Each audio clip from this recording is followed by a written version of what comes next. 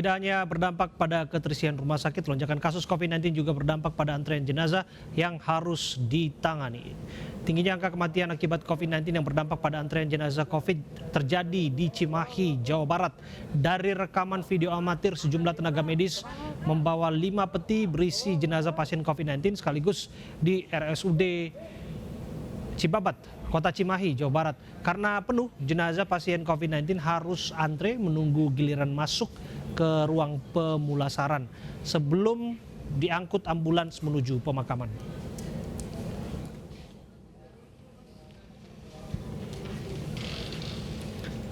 Dan pemirsa, untuk mengonfirmasi antrean jenazah di RSUD Cibabat sudah bergabung bersama kami Direktur Utama RSUD Cibabat, Dr. Sukwanto Gamal Yono. Assalamualaikum, selamat malam Dr. Gamal.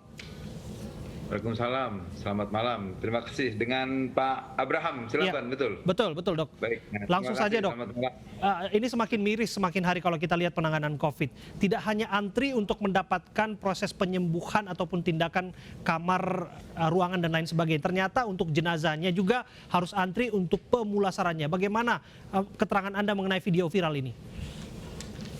Ya, baik. Memang yang sedang booming ya, yang saya lihat memang ada jenazah antrian, ada 5 jenazah yang berada di RSUD Cibabat. Benar memang itu pada saat itu memang kejadiannya ada 2 jenazah dari ruang rawat isolasi COVID dan yang 3 adalah jenazah dari instalasi gawat darurat, di mana rumah sakit gawat IGD kita itu sudah seluruhnya COVID. Nah, di sini memang sudah kami konfirmasi kepada petugas bahwa di sini karena keterbatasan SDM dan juga adanya keterbatasan APD, sehingga kebetulan 5 jenazah ini waktunya berhimpitan, berdekatan. Hanya dalam waktu tidak sampai 1 jam sudah ada 5 jenazah, sehingga untuk mengefisiensikan waktu dan SDM, ke-5 jenazah ini dibawa masuk ke tempat pemulasaran, yaitu tempat dimandikannya jenazah. Itu mungkin. Oke, Dok, selain bahwa persoalan pasien yang terus berdatangan, minimnya tenaga medis juga menjadi persoalan di rumah sakit Anda. Bisa dijelaskan, Dok? Wah, ya. Sekarang yang terjadi ada 107 tenaga medis kami, dari dokter, perawat, farmasi, sampai gizi dan sampai manajemen pun sudah terkena dan sebagian besar diisolasi, dan ada juga dokter yang sampai di ICU juga. Nah, ini membuat permasalahan kita menjadi cukup pelik ya. Di mana pasien begitu meningkat. Apa pesan moral yang barangkali harus disampaikan dengan videonya viral, kemudian petugas berjibaku? Tentu saja ini harus berarti sesuatu. Jangan sampai ini tidak berarti apa-apa. Ya, memang yang jenazah itu kita pada saat itu biasanya pada malam hari, di mana jenazah COVID itu kan tidak bisa dibawa pulang ke rumah, langsung ke tempat pemakaman. Nah, di sini memang yang kendala adalah petugas baik dari kami yang memang kalaupun sudah siap, tapi di tempat pemakaman belum siap, dan itu juga kendaraan hanya 1 atau 2 ambulan untuk jenazah, sehingga ini yang terlihat begitu banyak penumpukan. Bahkan fenomena yang ada waktu awal pertama kali saya nyatakan bahwa ini harus COVID semua, bahwa di IGD itu penumpukan jenazah, penumpukan pasien yang COVID dan yang COVID dan bukan COVID itu bercampur. Di sini kendalanya. Ya, di samping bahwa ada tanggung jawab kemanusiaan, tanggung jawab moral menyelamatkan pasien, dipastikan tenaga kesehatan juga harus terjamin keselamatannya. Bahwa seluruh tenaga kesehatan termasuk dokter, saya yakin itu, saya pikir sudah divaksin. Bagaimana antisipasi lanjutan mengenai ledakan kasus ini, Dok? Ya, baik. Untuk SDM kami sudah diberikan, terima kasih oleh Pemkot, diberikan keleluasan untuk merekrutmen relawan. Kita membutuhkan 129 relawan, cuma memang baru dapat, memang mungkin juga semua rumah sakit membutuhkan relawan, kami baru dapat sekitar separuh dari tenaga ini. Sementara petugas kami sendiri sudah berjatuhan. Nah, ini memang yang pertama menjadi kendala di kami gitu, termasuk APD dan alhamdulillah Pemkot kemarin mendapat bantuan dari Apindo bahwa dibantu APD dan juga tempat tidur.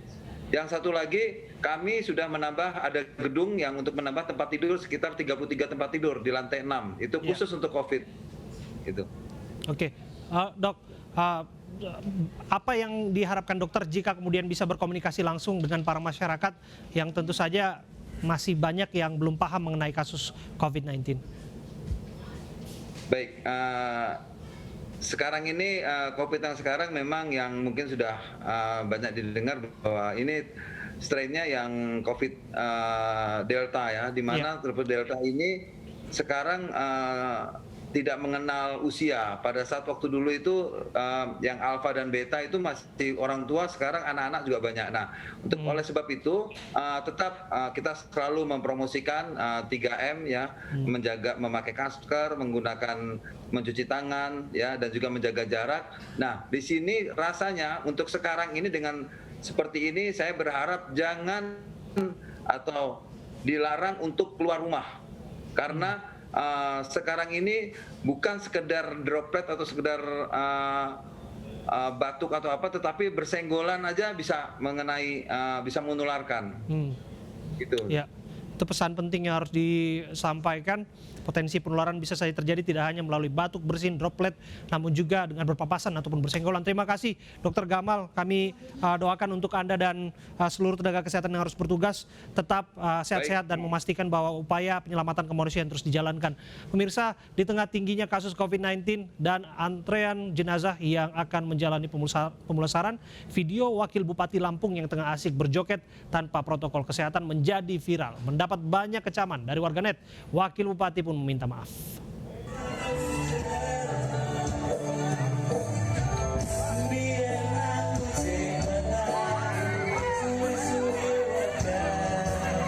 Inilah video viral saat Wakil Bupati Lampung Tengah asyik bernyanyi di resepsi pernikahan dengan tidak menerapkan protokol kesehatan. Video ini beredar di beberapa akun media sosial. Banyak warganet menyayangkan aksi joget tersebut dilakukan di tengah pandemi COVID-19 yang saat ini terus meningkat. Akibat kejadian tersebut, Wakil Bupati meminta maaf.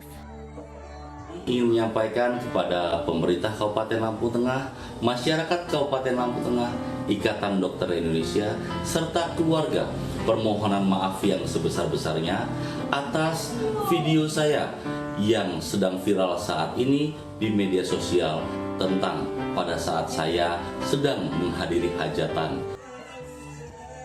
Lampung Tengah sendiri saat ini masuk kategori zona oranye, di mana termasuk zona yang rawan akan penyebaran virus COVID-19. Bahkan Provinsi Lampung telah ditetapkan sebagai provinsi dengan tingkat kematian tertinggi kedua se-Indonesia.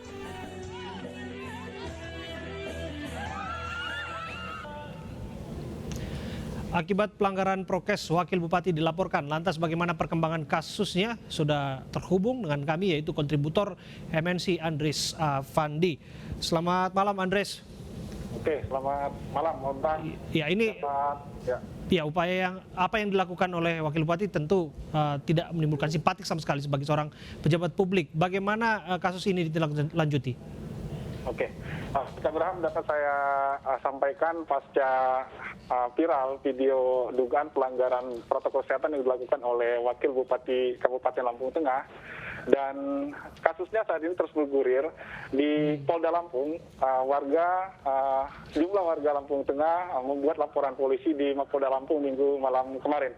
Dan saat ini penyidik kepolisian polisi daerah Lampung, dalam hal ini penyidik Ditkrimsus Polda Lampung masih melakukan pendalaman atau mempelajari materi dari laporan warga terkait dugaan pelanggaran protokol kesehatan yang dilakukan oleh Wakil Bupati Lampung Tengah ini, dan nantinya akan dilakukan gelar perkara oleh penyidik untuk menindaklanjuti lebih jauh terkait penyidikan kasus ini. Begitu, Abraham.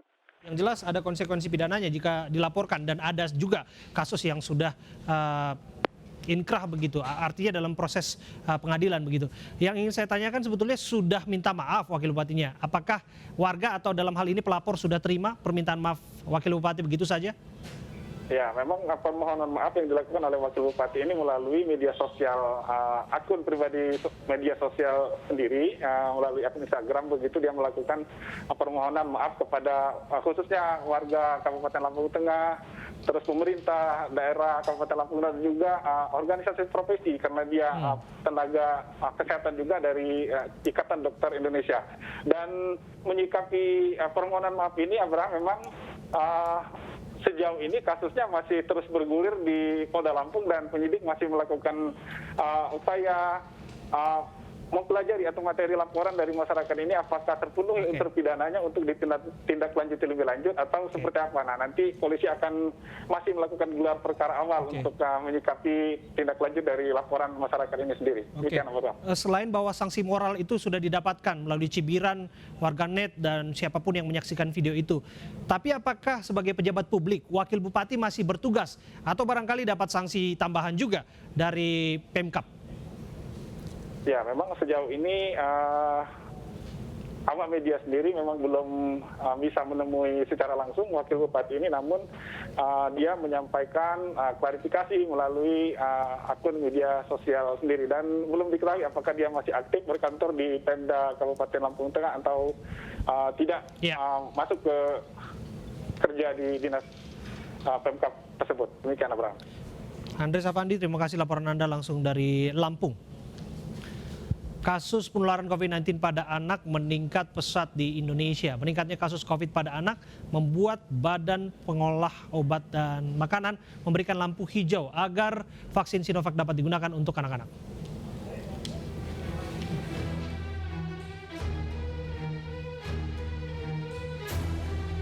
Kasus COVID di Indonesia meningkat dengan pesat. Pasiennya tidak hanya orang dewasa, balita, hingga anak-anak pun saat ini banyak yang terkena COVID. Bahkan data menunjukkan angka infeksi dan kematian anak usia 0 sampai 18 tahun meningkat seiring lonjakan kasus secara umum. Artinya anak-anak dan balita memiliki resiko yang sama terinfeksi virus corona dengan orang dewasa. Sementara itu pemerintah terus gas dengan cepat program vaksinasi massal guna menekan laju penularan COVID. Bahkan BPOM telah merekomendasikan agar anak-anak juga sudah dapat diberikan vaksin Sinovac. Bahkan Presiden Joko Widodo menegaskan vaksinasi COVID untuk anak-anak dapat segera dimulai. Kita juga bersyukur BPOM telah mengeluarkan izin penggunaan darurat atau Emergency Use Authorization untuk vaksin Sinovac yang dinyatakan aman digunakan anak usia 12 sampai 17 tahun. Sehingga vaksinasi untuk anak-anak usia tersebut bisa segera dimulai. Meningkatnya kasus COVID pada anak menjadikan alarm peringatan serius, terutama di saat pemerintah masih berencana melanjutkan pembelajaran tatap muka untuk daerah tertentu. Vaksin terhadap anak-anak pun seolah menjadi harapan di tengah ketidakjelasan kapan wabah COVID-19 berakhir.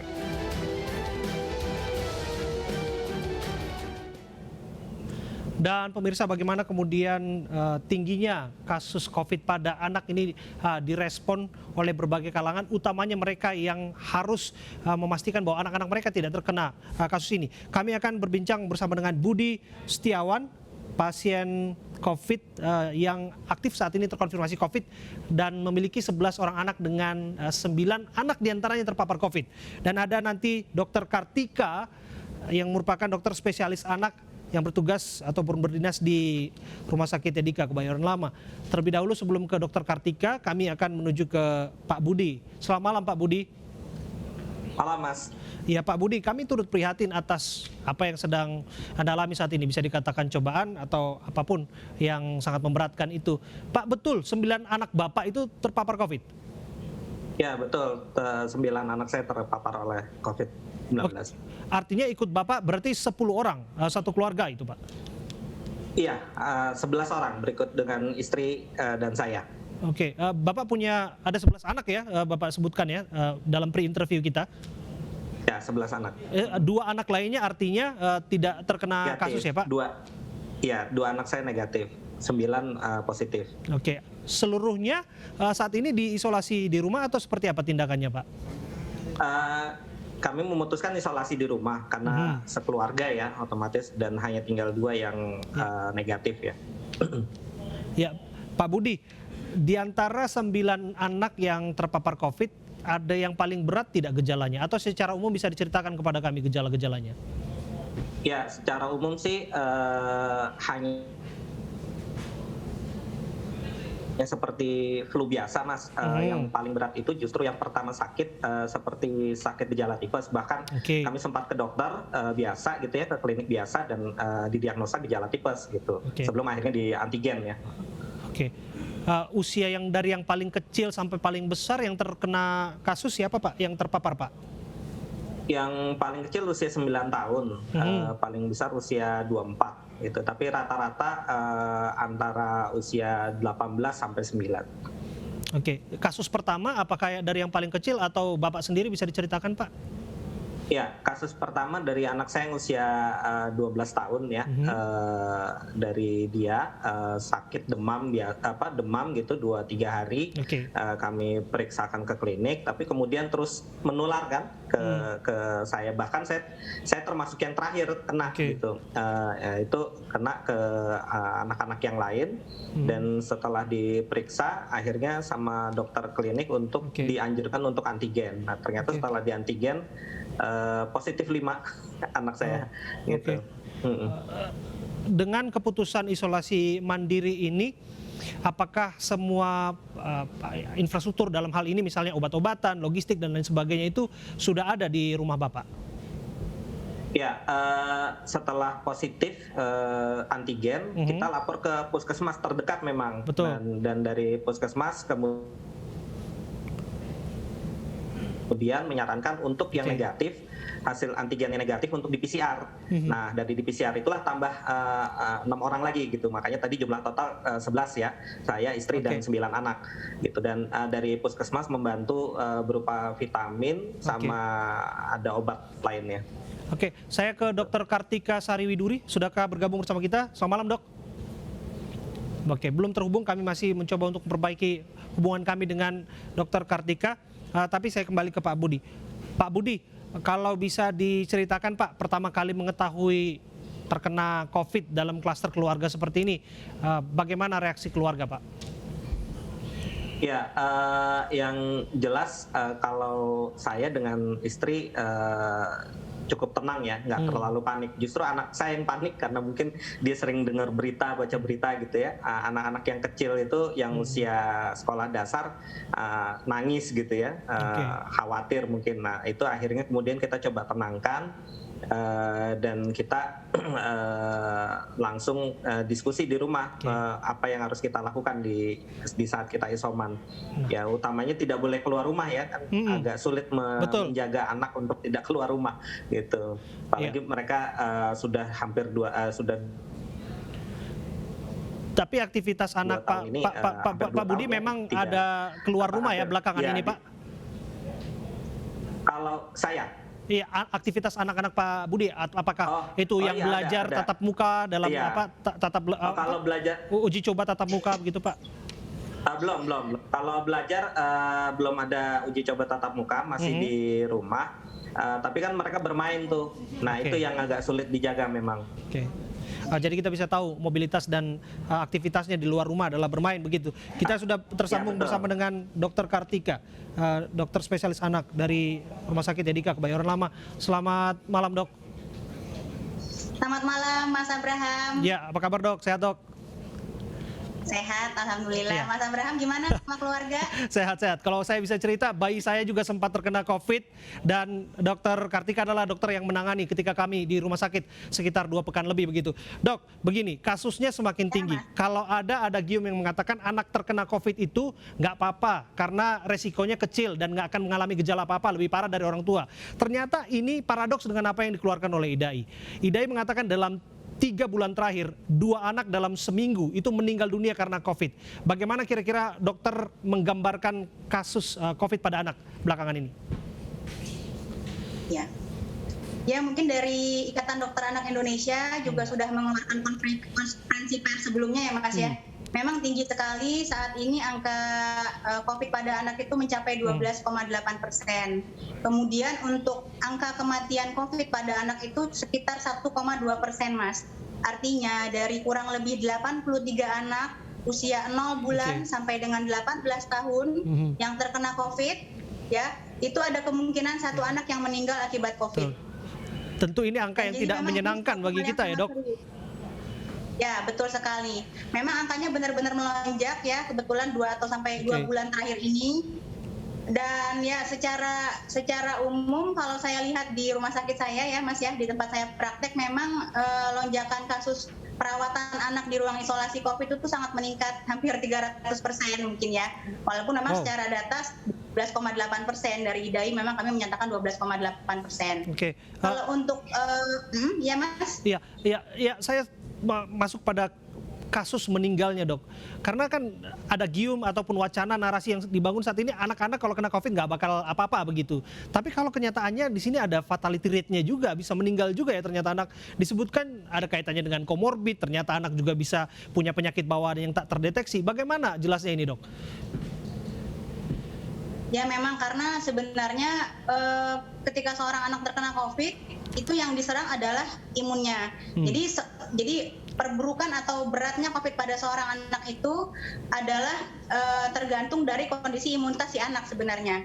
Kalau misalkan dia imunitasnya rendah, misalnya pada kondisi gizi kurang atau malah gizi buruk mungkin ya Mas ya, atau mungkin usianya masih relatif muda di bawah 2 tahun atau di bawah 1 tahun, mungkin istilahnya risiko perburukannya ya menjadi COVID yang gejala ringan sedang menjadi berat itu akan lebih tinggi seperti itu. Dokter Kartika, paralel dengan ini akhirnya Presiden memerintahkan untuk melakukan vaksinasi kepada anak begitu, dan ini juga sudah mengikuti izin penggunaan darurat dari BPOM. Kalau Anda lihat apa yang harus dilakukan orang tua merespon upaya pemerintah ini, apakah langsung percaya saja, langsung ikut saja? Bagaimana Anda sebagai seorang ahli medis menjelaskan ini? Pertama, mendengar ini sebagai seorang orang tua ya Mas ya, sebenarnya saya cukup bersyukur, berarti memang ada kans atau ada peluang anak-anak yang usianya di bawah 18 tahun memiliki perlindungan yang lebih. Memang vaksin itu tidak mencegah penyakit 100%, tapi kita tahu dengan pemberian vaksin, jika memang seorang anak terkena COVID atau seorang dewasa terkena COVID, maka risiko COVID-nya menjadi COVID yang gejala berat itu akan lebih rendah. Untuk sikap kami, dokter anak, itu kami kan di bawah Ikatan Dokter Anak Indonesia, ya Mas Abraham. Jadi kami sedang menunggu dari sikap resmi dari Ketua Ikatan Dokter Anak Indonesia, Prof. Aman Pulungan, sebagai perwakilan dari dokter anak di seluruh Indonesia untuk mengeluarkan sikap resmi dari kami. Jadi untuk sekarang kami memang belum bisa mengeluarkan statement apapun, tapi memang sedang dibicarakan dengan intens. Kita tunggu saja ya Mas ya. Iya, apapun itu harus secepat mungkin, karena 1 dari 8 kasus konfirmasi positif secara proporsional ini terjadi ataupun menjangkiti anak begitu. Saya ke Pak Budi lagi. Pak Budi, bisa mendengar suara saya? Pak Budi, ini saya kasih kesempatan Anda untuk berbincang bersama dengan dokter anak karena Anda punya 9 orang anak yang barangkali juga ingin menanya langsung, konsultasi langsung. Ini gratis lah dalam tanda kutip kita fasilitasi di AINIS kepada Dokter Kartika. Silakan singkat saja Pak Budi. Saya sih ada beberapa pertanyaan ya sebenarnya ketika menghadapi kasus nih, pada akhirnya menghadapi kasus COVID sendiri gitu ya. Ini gimana caranya dok? Anak kan agak sulit ya, bukan agak sulit untuk dilarang bermain. Betul. Mereka kan pasti berinteraksi dengan baik saudaranya ataupun tetangga gitu. Nah ini gimana kira-kira saran dokter nih? Karena pasti setelah sembuh ini saja mereka sudah berhitung, oh ini udah selesai nih isoman nih, udah boleh keluyuran lagi, udah boleh main lagi. Nah ini apa saran dokter utamanya menghadapi ini nih gitu? Itu pertanyaan kunci yang harus dijawab. Silakan dok. Ya, Pak Budi sebelumnya apakah Pak Budi memang terinfeksi juga Pak sebelumnya? Maaf, mau bertanya dulu. Ya, saya terinfeksi terakhir. Jadi setelah anak baru saya. Gitu. Saya sedikit brief ya dok. Saya sedikit menjelaskan bahwa di keluarga Pak Budi ada 10 orang yang kena kasus terjangkit, Pak Budi dan istrinya dan 9 orang anaknya. Dan mereka memutuskan untuk isolasi di rumah. Barangkali dokter juga bisa menjelaskan apa yang ditanya oleh Pak Budi. Ya, yang pertama biasanya anak-anak itu kan berinteraksi kan dengan anak-anak ya. Mereka jarang berinteraksi dengan orang dewasa kalau keluar rumah. Jadi kemungkinan yang paling harus kita pertimbangkan adalah orang tuanya atau orang dewasa yang mungkin mobilitasnya tinggi, masih keluar rumah atau bekerja, yang bertemu dengan orang banyak, mungkin prokesnya sedikit lemah atau sudah maksimal, tapi ada orang rekan kerjanya yang tidak berprokes dengan baik, akhirnya menularkan si orang tua itu. Orang tua itu yang habis pulang kerja ke rumah, mungkin tidak mengganti baju dengan baik, mungkin tidak langsung mandi, tidak langsung mendisinfeksi handphonenya, dompetnya, tasnya, dan lain-lain, berkontak dengan anak-anak mereka di rumah. Itu salah satu istilahnya salah satu jalan yang paling utama yang menginfeksi anak-anak sebenarnya. Untuk keluar rumah memang kita nggak bisa istilahnya nggak bisa memastikan apakah seorang anak itu bisa terpapar atau tidak. Barangkali ada tips untuk memastikan pakai masker gitu dan jaga jarak gitu. Ya, kalau main gimana, Dok? Kalau untuk main keluar rumah minimal pakai masker. Kalau bisa masker yang 2 lapis ya Mas ya. Untuk anak-anak di bawah 2 tahun yang memang belum bisa pakai masker minimal pakai face shield, tapi tidak disarankan untuk bermain sebenarnya. Keluar rumah untuk darurat seperti untuk vaksin, ke rumah sakit atau ke puskesmas terdekat ke bidan boleh ya. Ke warung sebentar mungkin memakai masker, memakai face shield boleh, tapi untuk bermain keluar apalagi tanpa perlindungan itu sebenarnya masih sangat dilarang ya Mas ya. Apalagi sekarang kan ada varian-varian yang Delta yang mungkin istilahnya kemungkinan atau risiko menginfeksinya sangat tinggi. Seperti itu. Terima kasih waktu Anda Dr. Kartika dan juga Pak Budi. Nampaknya ini menjadi pelajaran bagi siapapun dan bagi orang tua harus sabar-sabar menghadapi anaknya, memastikan mainnya di rumah dulu. Mainnya sama-sama orang tua dulu, jangan sama anak tetangga dulu sementara waktu ini. Terima kasih Dr. Kartika, terima kasih Pak Budi. Polisi tangkap pengemudi Pajero yang memukul sopir kontainer di Tanjung Priok. Jangan kemana-mana, kami hadirkan informasinya saat lagi.